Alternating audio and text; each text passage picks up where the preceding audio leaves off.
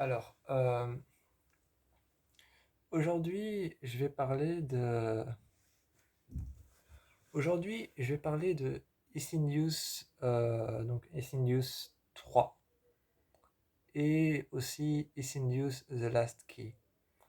Insidious The Last Key, donc Insidious la dernière clé, euh, pour moi, il y a vraiment aucune raison de réfléchir.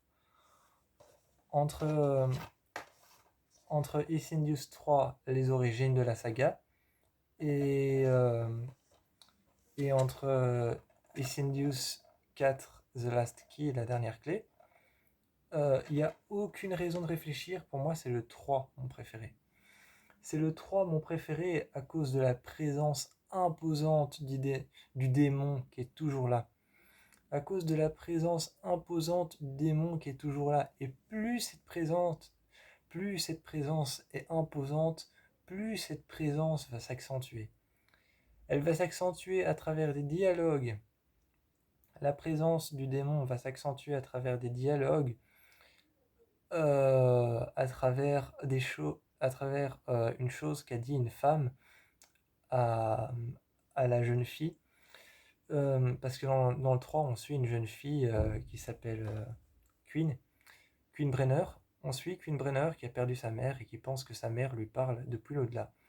Et donc, elle essaye d'entrer en communication avec sa mère et va essayer d'aller chercher Élise Régnier, donc la médium de Insidious.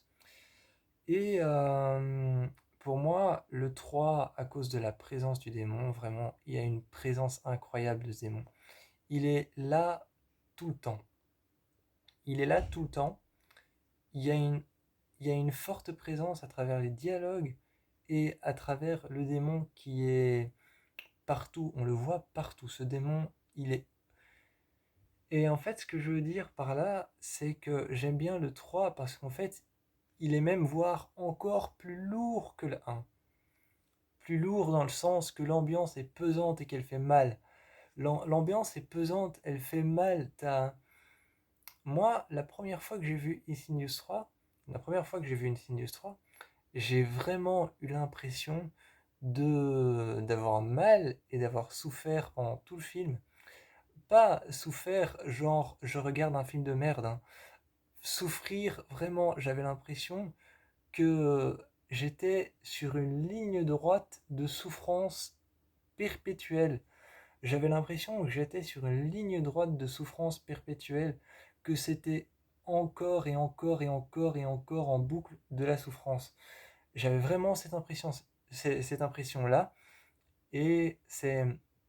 D'ailleurs, il faut savoir que ça a changé.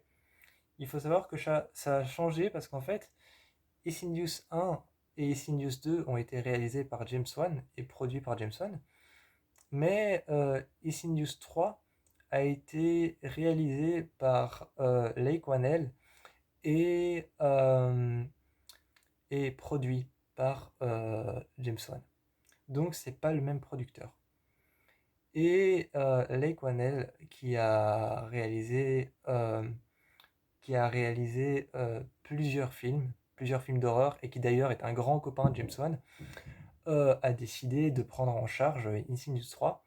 Mais Lake Whannell, en fait, il fait souvent des films très...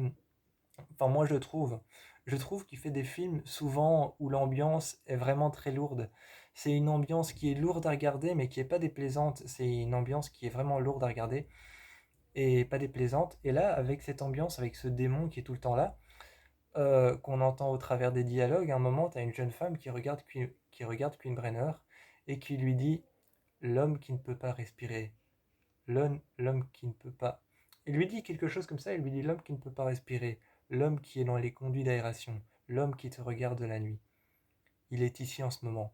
Genre, et rien que ça, rien que cette phrase, l'homme qui ne peut pas respirer, l'homme qui est dans les conduits d'aération, l'homme qui, l'homme qui te regarde la nuit. Genre, vraiment, rien que ça fait la présence du démon. Et, et juste à cause d'une phrase dans le film, il y a une phrase que je trouve géniale. Cette phrase, c'est Queen. Queen, à un moment, elle est possédée par le démon. Alors, en tout cas, elle est possédée par une entité maléfique. Et elle dit à son père, tu es un père de merde, bon à rien.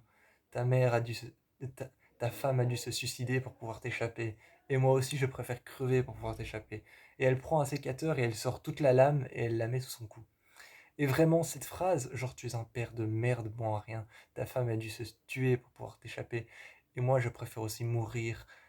Et je crois qu'elle dit un truc dans le genre, et vivre dans les ténèbres et dans le noir pour pouvoir t'échapper à jamais.